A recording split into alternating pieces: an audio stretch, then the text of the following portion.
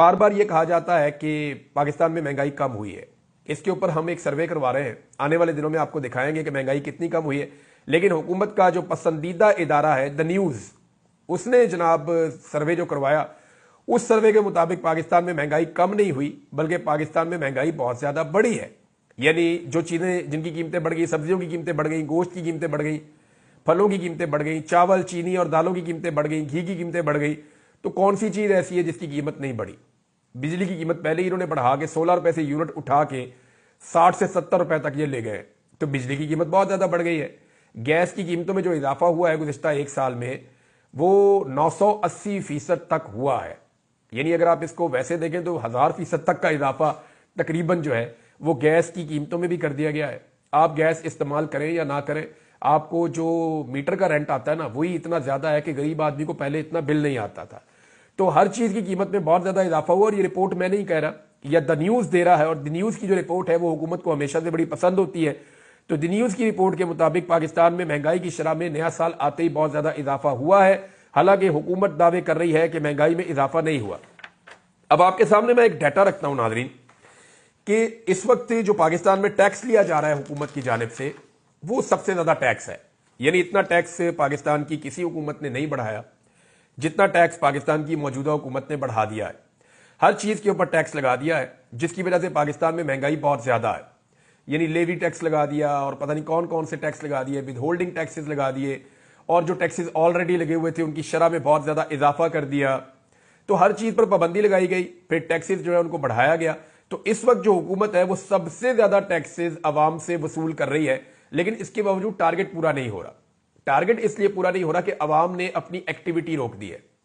जितनी ज्यादा economic activity होती है उतना ज्यादा हुकूमत को टैक्स मिलता है। मिसाल के तौर पर अगर आपके पास 100 रुपए का एक नोट है और इस नोट को आप सर्कुलेट कर रहे हैं मार्केट में, तो ये जितनी दफा मार्केट का चक्कर लगाएगा उतनी दफा टैक्स का पैसा हुकूमत को मिलेगा। लेकिन अगर इसकी सर्कुलेशन स्लो हो जाती है, यानी पहले 100 का एक नोट जो है वो एक दिन में 20 चक्कर लगाता था और अब वो 10 चक्कर लगा रहा है, तो जब अगर 17 रुपए फर्ज करें आप, अगर वो 17 रुपए का एक सेल टैक्स है, तो जब वो 10 चक्कर लगाता है तो 17 को आप 10 से ज़रब दे दें तो 170 रुपए बनते हैं। लेकिन अगर वो 20 चक्कर लगाता है तो ये 340 रुपए बनते हैं। तो इस तरीके से 100 का नोट जो है वो उतना पैसा नहीं कमा रहा, या 5000 का नोट जो है वो उतना पैसा नहीं कमा रहा। पाकिस्तान में इकोनॉमिक एक्टिविटी बहुत ज्यादा डाउन हुई है, और उसकी वजह से ये वजह यह है कि लोग अब एतबार ही नहीं करते, लोग पैसा निकालते ही नहीं है, लोग पाकिस्तान में पैसा लगाना नहीं चाहते। तो टैक्स ये सबसे ज्यादा ले रहे हैं, महंगाई इन्होंने सबसे ज्यादा कर दी है। द न्यूज़ की रिपोर्ट भी आपको ये बता रही है, और पाकिस्तान की तारीख का सबसे ज्यादा कर्जा भी यही ले रहे हैं। मिसाल के तौर पर मैं आपके सामने को डाटा रखता हूं, और ये डाटा पढ़ने के बाद आपके रोंगटे खड़े हो जाएंगे कि कैसे इन्होंने पाकिस्तान की मईशत को तबाह किया है। 70,000 रुपए से जायद का कर्जा हो गया पाकिस्तान की तारीख में, कभी ऐसा नहीं हुआ। यानी पाकिस्तान की जो पूरी 77 साल तारीख है उसके अंदर जो कर्जा लिया गया वो इतना कर्जा नहीं था जितना कर्जा अब ले लिया गया गुज़िश्ता 2-2.5 साल के अंदर। यानी रफ्तार इतनी ज्यादा है। तो ऐसे नहीं कहते शहबाज स्पीड, इसकी कर्जे लेने की स्पीड भी सबसे ज्यादा है। यानी सबसे ज्यादा टैक्स ले रहे हैं, सबसे ज्यादा महंगाई कर रहे हैं, सबसे ज्यादा कर्जा भी ले रहे हैं, सबसे ज्यादा तरक्याती मंसूबे भी बंद किए। खैबर पख्तूनख्वा के 90 बड़े मंसूबे बंद कर दिए इन्होंने, और बहुत सारी जगहों में बहुत सारे मंसूबे, तालीमी मंसूबे बंद किए, हेल्थ के मंसूबे बंद किए, एनर्जी के मंसूबे बंद किए, इंफ्रास्ट्रक्चर के मंसूबे बंद किए। ये वो सारे मंसूबे हैं जो इमरान खान साहब के दौर के अंदर चल रहे थे। नंबर 1 सबसे ज्यादा टैक्स लिया, नंबर 2 सबसे ज्यादा महंगाई की, नंबर 3 सबसे ज्यादा कर्जा भी लिया। इतना पैसा इकट्ठा करने के बावजूद तरक्याती मंसूबे भी बंद कर दिए, तो पैसा जा कहां रहा है? क्या इस सवाल का कोई जवाब देगा?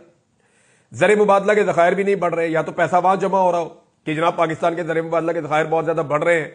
अभी जितने इमरान खान साहब छोड़कर गए थे आज से 2.5 साल पहले, उसके करीब भी ये नहीं पहुंचे, 2.25 साल हो गए। इमरान खान साहब जितने ज़र मुबादला के ज़खायर छोड़ के गए थे, ये हुकूमत उसके करीब भी नहीं फटकी। तो ये सारा पैसा जा कहां रहा है, इसका जवाब कोई नहीं दे रहा। इदारे भी ये बेच रहे हैं, पाकिस्तान के सोने और तांबे के ज़खायर भी ये ओने पोने बेच रहे हैं। तो जब इतना सारा पैसा पूरी दुनिया से ये इकट्ठा करने का कह रहे हैं, इतना सारा कर्जा इन्होंने ले लिया, तो ये कर्जा और ये पैसा ये जा कहां रहा है, इसके बारे में कोई इंफॉर्मेशन नहीं मिल रही। अब इसमें जो है वो अद्वियात की कीमतें गुज़िश्ता एक साल में कुछ 200% से ज्यादा बढ़ गई है पाकिस्तान में। बेरोजगारी पाकिस्तान में बढ़ गई है, नौजवान जो है मुल्क छोड़ छोड़कर जा रहे हैं। इवन जो इंसानी स्मगलर हैं वो इससे फायदा उठा रहे हैं, पाकिस्तानी नौजवानों से पैसा लेकर वो कश्तियों में बैठा बैठा के यूरोप पहुंचाने की कोशिश कर रहे हैं। पिछले दिनों जो हादसा हुआ यूनान के करीब, उसमें आपने देखा कितने पाकिस्तानी जो है वो जाँ बहक हो गए। तो ये सिर्फ मायूसी है। नौजवान कहते हैं निकलो इस मुल्क से, जान को खतरे में डालना पड़े कोई बात नहीं, अगर जान जाती है जाए, लेकिन यहां से निकलो क्योंकि यहां पे कोई मुस्तकबिल नहीं है। उसकी वजह यह है कि यहां हुकूमत कोई पॉलिसी नहीं दे रही, हुकूमत किसी किस्म की तरक्की नहीं कर रही, और हुकूमत सिर्फ 2 नंबरियां कर रही है। यानी टिप टॉप कपड़े पहन के मीडिया पे आके शो करते हैं जनाब पाकिस्तान बहुत अच्छा चल रहा है, तो आपके कहने से तो पाकिस्तान अच्छा नहीं चल रहा। एक शोबा ऐसा था जिसमें पाकिस्तान तरक्की कर रहा था परवेज मुशर्रफ के दौर से, और ग्रेजुअली पाकिस्तान ऊपर जा रहा था। अगर कोई हुकूमत कोई रोल प्ले ना भी करती, तब भी जो आईटी का शोबा था उसमें पाकिस्तानी नौजवान मिलकर इतनी तेजी से आगे जा रहे थे कि उसके अंदर अरबों डॉलर पाकिस्तान में आ सकते थे। अब वहां पे भी यानी इतना बड़ा नुकसान, सैकड़ों अरब का नुकसान कर दिया पाकिस्तान का इस हुकूमत ने, सिर्फ अपनी जिद पूरी करने के लिए कि जनाब हमारे ऊपर तनकीद होती है तो हम इंटरनेट ही बंद कर देंगे, हम सोशल मीडिया ही बंद कर देंगे, हम वीपीएन ही बंद कर देंगे।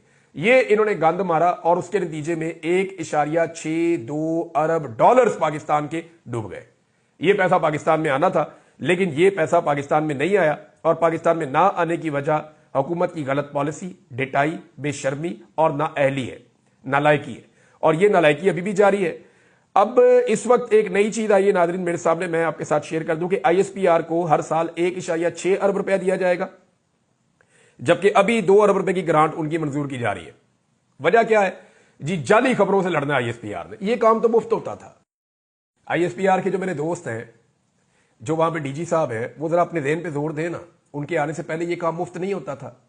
क्या पाकिस्तानी दुनिया भर में जो पाकिस्तान के खिलाफ प्रोपेगेंडा होता था उसका खुद जवाब नहीं देते थे? क्या पाकिस्तानी डट कर मुकाबला नहीं करते थे पूरी दुनिया के सोशल मीडिया का या मीडिया का या वहां पे चलने वाले प्रोपेगेंडा का?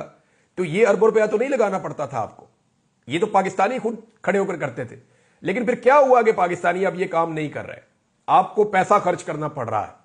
आप पैसा खर्च करके देख लें, ये नहीं होगा। अगर पैसे के साथ ये होता तो बहुत पैसा था जो बाइडेन के पास, जो बाइडेन के पास बेशुमार पैसा था, वो अमेरिकी सदर था। लेकिन मीडिया सारा का सारा सोशल मीडिया खड़ा हो गया डोनाल्ड ट्रंप के साथ, हालांकि वहां इतना पैसा भी इन्वॉल्व नहीं था। तो सोशल मीडिया एक्चुअली वहां खड़ा होता है जहां लॉजिक होती है। लोग जिस तरफ जाना चाहते हैं उसी तरफ जाते हैं। जितना मर्जी आप पैसा लगाएं, ये हो नहीं पाएगा। आपको पाकिस्तानियों की सपोर्ट चाहिए होगी, और उसके लिए आपको पाकिस्तानियों की साइड पर आकर खड़ा होना पड़ेगा। जब से पाकिस्तान की मिलिट्री एस्टेब्लिशमेंट ने चोरों और डाकुओं का साथ दिया, जब से पाकिस्तान की मिलिट्री एस्टेब्लिशमेंट ने सियासत के अंदर मुदाखलत करते हुए एक हुकूमत को बाहर निकाल के दूसरी हुकूमत को लाकर बिठाया, हालांकि यह काम मिलिट्री एस्टेब्लिशमेंट 70 साल से कर रही है, लेकिन इस मर्तबा जिस आदमी के खिलाफ यह काम किया गया वो पत्थर का बना हुआ आदमी है, वो बहुत मजबूत आदमी है, वो डट कर खड़ा हो गया, कौम उसके साथ खड़ी हो गई। इससे पहले जितने भी लोगों के साथ ये काम किया गया वो झुक जाते थे, डील कर लेते थे। लेकिन इस मर्तबा मिलिट्री एस्टेब्लिशमेंट ने एक ऐसे आदमी को छेड़ दिया है जो आदमी जेल से बाहर आने की भी कुछ जल्दी नहीं कर रहा। वो बंदा कह रहा है कोई बात नहीं है, ठीक है, मैं सामना करूंगा, और हकायक पूरी कौम के सामने लेकर आ गया। अब इस वक्त पाकिस्तान की मिलिट्री एस्टेब्लिशमेंट को वो सपोर्ट पब्लिक से नहीं मिल रही जो पहले मिलती थी, तो आईएसपीआर को अब अरबों रुपया खर्च करना पड़ेगा, जो काम पहले मुफ्त में होता था। और मैं आपको एक बात बता दूं कि अरबों रुपया खर्च करके भी यह काम नहीं होगा। अल्टीमेटली पाकिस्तान के इदारों को पाकिस्तान की आवाम की बात माननी पड़ेगी, अपनी आवाम के सामने सरेंडर करना पड़ेगा, अपनी आवाम के मुताबिक अपनी पॉलिसीज बनानी पड़ेंगी, तब आवाम की सपोर्ट उनको वापस मिल जाएगी, और फिर 1 रुपया भी नहीं लगेगा, काम खुद ही होना शुरू हो जाएगा। नाज़रीन, फौजी अदालतों के हवाले से जो आईनी बेंच है वहां पे समाअत हुई है। मेरे 2 बड़े बुनियादी सवालात हैं। एक ये है कि आईनी बेंच ने ही कहा था ना कि फैसले सुना दें फौजी अदालतें, और फौजी अदालतों ने जब फैसले सुनाए तो यही कहकर सुनाए ना कि जी हमें अदालत ने इजाजत दी है तो हम ये फैसले सुना रहे हैं। तो क्या आईनी बेंच की ये जिम्मेदारी नहीं है कि वो 2 चीजें करे? यानी आज हफीजुल्लाह नियाज़ी साहब ने भी कहा और बाकी लोग भी ये शिकवा कर रहे हैं कि जेल के अंदर भी वो जो कैदी जब पहुंचे हैं तो उनके साथ सलूक आम कैदियों वाला नहीं किया जा रहा, उनके ऊपर बहुत कड़ी निगरानी और बड़ी सख्ती उनके ऊपर की जा रही है। तो एक तो बड़ा ये प्रॉब्लम है, ताकि उनसे माफी मंगवाई जाए, वो माफी मांग नहीं रहे, रहम की अपील कर नहीं रहे। और दूसरा उन्होंने कहा जी हमें फैसलों की कॉपियां तो दें। अगर सुप्रीम कोर्ट ऑफ पाकिस्तान ने कहा आईनी बेंच ने कि जनाब आप फैसले दे दें, तो भी फैसले दे दें, तो फैसले हैं किधर? कम से कम आईनी बेंच की ये रिस्पॉन्सिबिलिटी तो है कि फौजी अदालतों को कहें जी इनकी फैसलों की कॉपियां दें ताकि ये अपीलों के अंदर जाएं, और फिर इस बात को भी तय करें कि फौजी अदालत में सिविलियन का ट्रायल हो सकता है या नहीं हो सकता। ये वैसे होना नहीं चाहिए और ये हो भी नहीं सकता। नादरीन, कुछ चीजें मुझे आपके सामने रखनी है कि पाकिस्तान के मीडिया को बड़े शिकवे हैं पाकिस्तान तहरीक इंसाफ से या आम पाकिस्तानियों से कि आम पाकिस्तानी बदतमीजी करते हैं या आम पाकिस्तानी जो है वो इस तरह की बातें करते हैं पाकिस्तानी मीडिया के बारे में कि उन्हें वो कहते हैं कि ये बुगजी हैं, ये बाफिया है, ये मुनाफिक हैं, ये लफाफाखोर हैं, 2 नंबर है, बरूपी हैं और बहुत सारे इल्काबात से नवाजते हैं।